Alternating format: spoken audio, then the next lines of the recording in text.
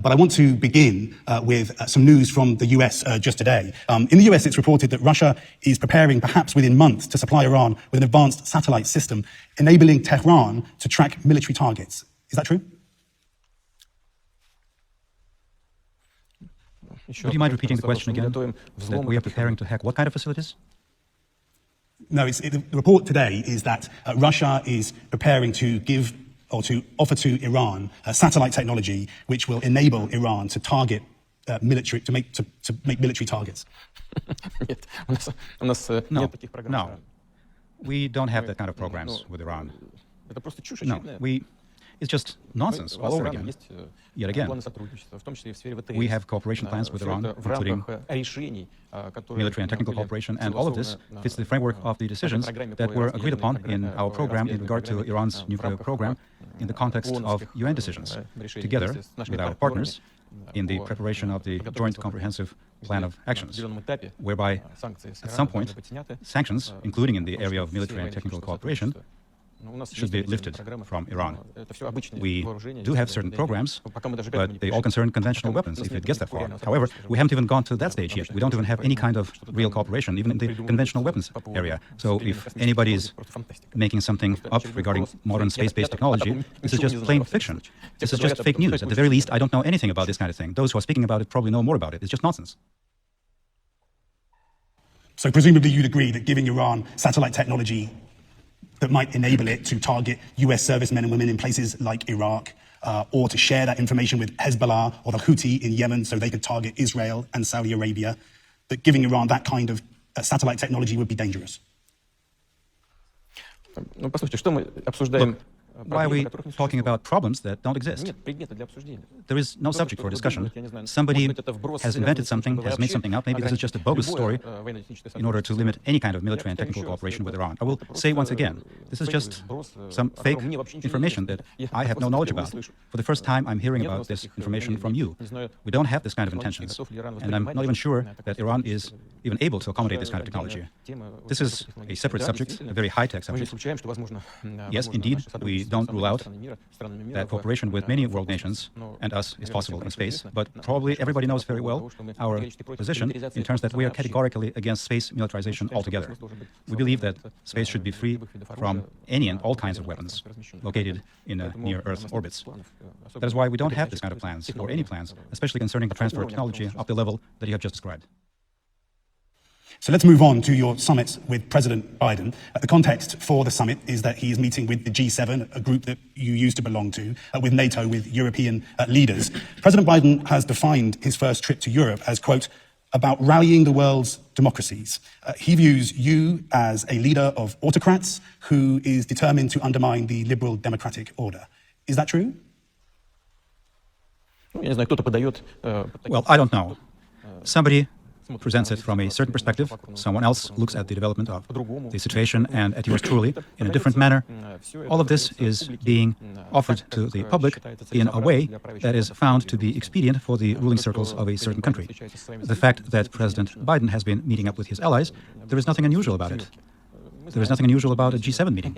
We know what G7 is. I have been there on numerous occasions.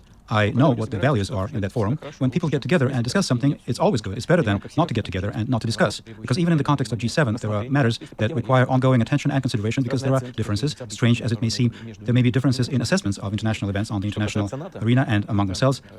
Very well then, let them get together and discuss it. As far as NATO, I have said on many occasions, this is a Cold War relic. It's something that was born in the Cold War era. I'm not sure why it still continues to exist. There was a time and there was some talk that this organization would be transformed. Now, it has been kind of forgotten. We presume that it is a military organization. It is an ally of the United States.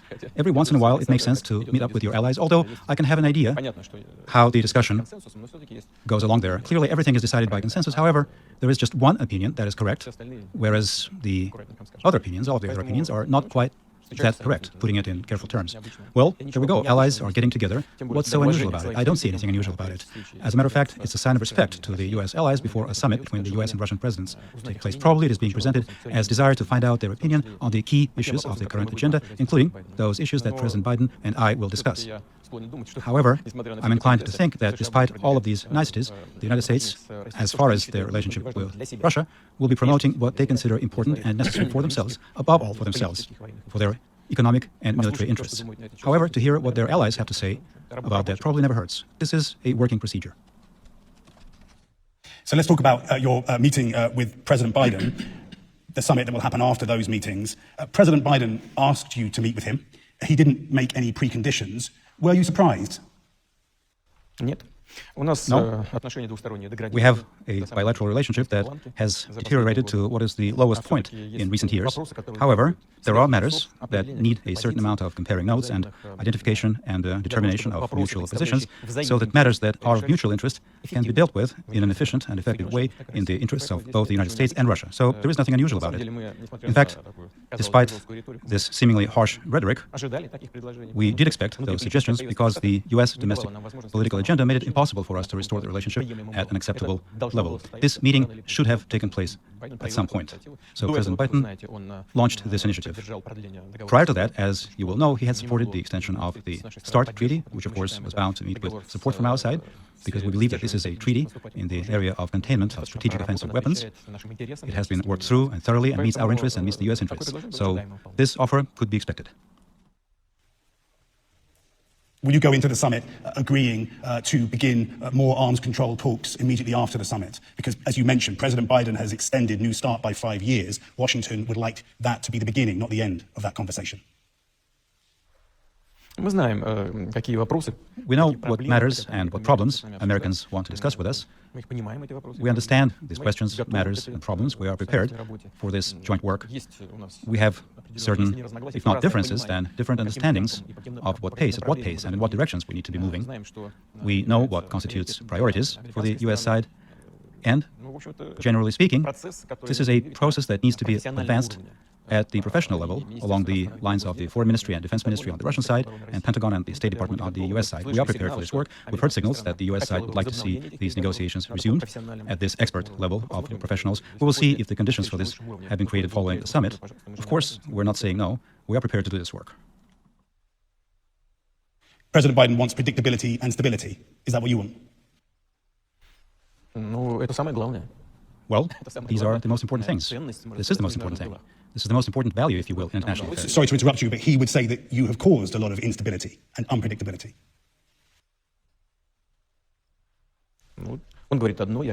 Well, he says one thing, I say another thing, but maybe at some point, in certain ways, our rhetoric varies and is different. But if you ask my opinion now, I'm telling you what it is.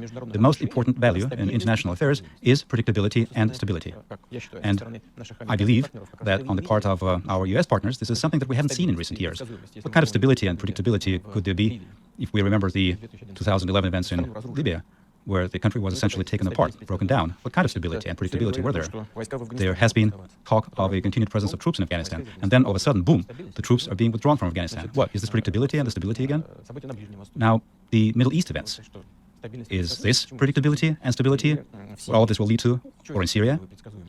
What is stable and predictable about this? I've asked my U.S. counterparts, you want Assad to leave? Who will replace him? What will happen when somebody replaces him? The answer is odd. The answer is, I don't know. Well, if you don't know what will happen next, why change what there is? It could be a second Libya or another Afghanistan. Do we want this? No. Let us sit down together, talk, look for compromise solutions that are acceptable for all the parties. That is how stability is achieved. It cannot be achieved by imposing one particular point of view, the quote-unquote correct point of view, whereby all the other ones are incorrect. That is not how stability is achieved. Let's get to some of those issues. I want to just talk a little bit more about your relationship with President Biden. This will not be the Helsinki summit. President Biden is not President Trump. You once described President Trump as a bright person, talented. How would you describe President Biden? Well, even now, I believe that former U.S. President Mr. Trump is an extraordinary individual, talented individual. Otherwise, he would not have become a U.S. president. He's a colorful individual, and you may like him or not. And he didn't come, of course, from the U.S. establishment. He had not been part of big-time politics before. And some like it, some don't like it, but that is a fact. President Biden, of course, is radically different from Trump because President Biden is a career man. He has spent virtually his entire adulthood in politics. He has been doing it for a great deal of years, and I have already said that, and that is an obvious fact. Just think of the number of years he spent in the Senate, and how many years he was involved in matters of international politics and disarmament, virtually at the expert level. That is a different kind of person, and it is my great hope that, yes, there are some advantages, some disadvantages, but there will not be any knee-jerk reactions on behalf of the sitting U.S. president, and that we will be able to comply with certain rules of engagement, certain rules of communications, and we'll be able to find points of contact and common points. That's about it. And what will actually happen, we will need to live and see based on the actual practical policies and results thereof. Well, President Biden says one time when you met, you were inches away from each other, close to each other. And he said to you, I'm looking in your eyes and I can't see a soul. And you said, we understand each other. Do you remember that exchange? As far as soul, I'm not sure. One has to think about what soul is. But I do not remember this particular part of our conversations, to be honest with you. I do not remember. We all, when we meet, when we get together, when we talk, when we work, we strive and achieve for some solutions. We all proceed from the interests of our nations and our states, and this is fundamental and is the bedrock of all our actions and intentions. And this is the driving force and the motive for organizing meetings of this kind. And as far as soul goes, that's something for the church. Yeah, you're a religious man. President Biden is saying he told you to your face you don't have a soul. I do not remember this. He says it was 10 years Maybe ago. there's something wrong Vice President, he says. with my memory. Well, he probably has a good memory.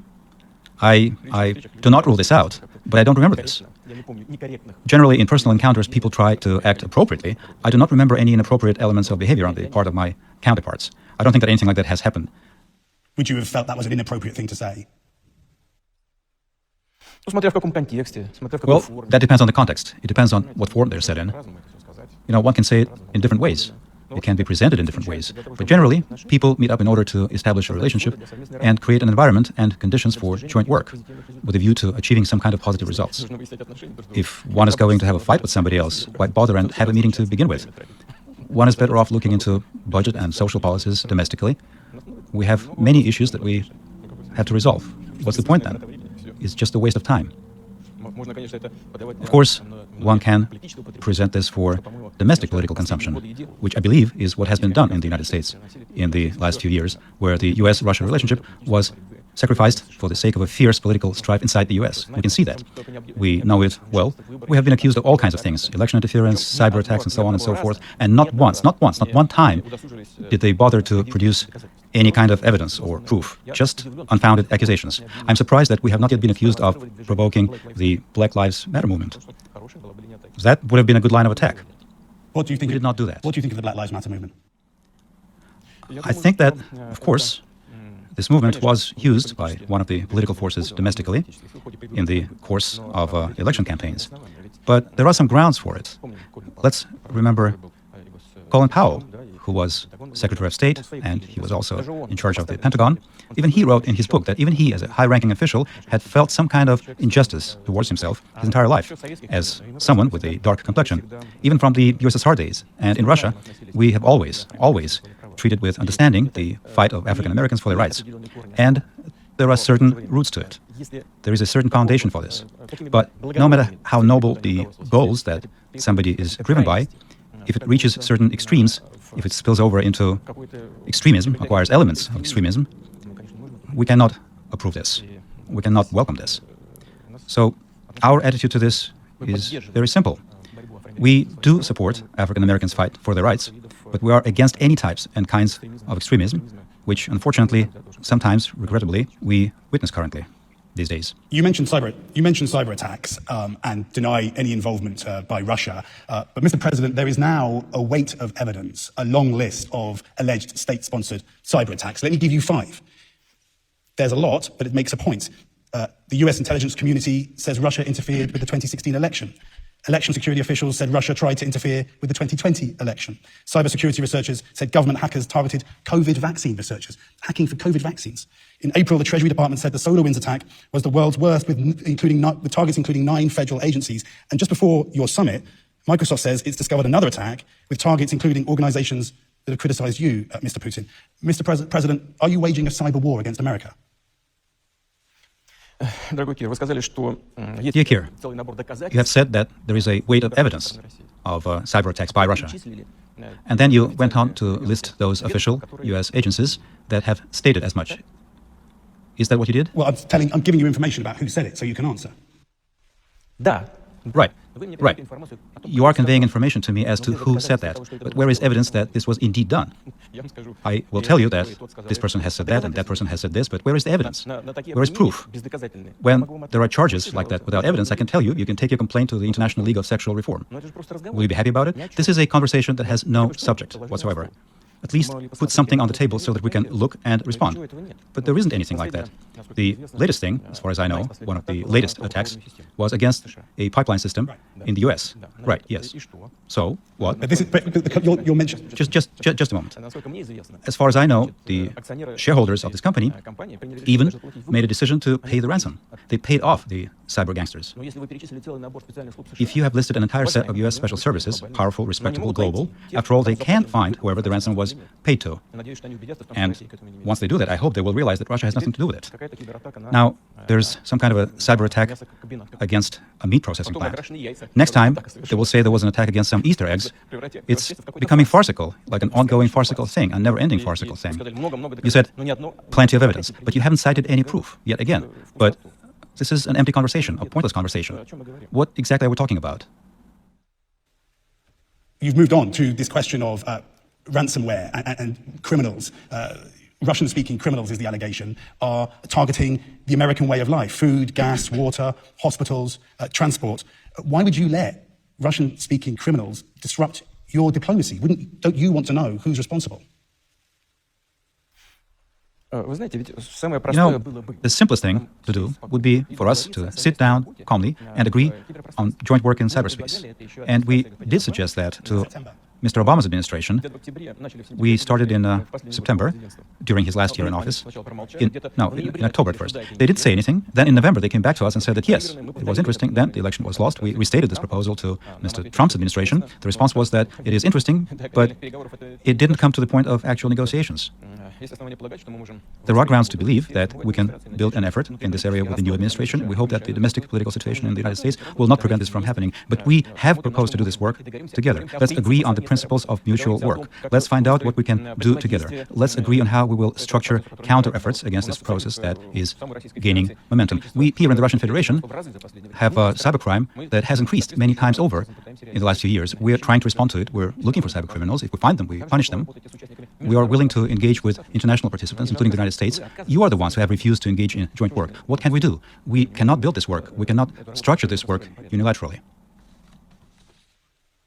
Well, I'm not the government, Mr. Putin. I'm just a journalist asking you questions. But if you clearly want to negotiate, you must have something to negotiate with. You don't ask for a truce unless you're fighting in a war.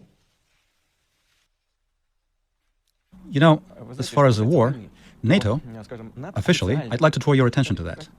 NATO has officially stated that it considers cyberspace a battlefield, an area of military action, and conducts military exercises in that And you're involved in that battlefield.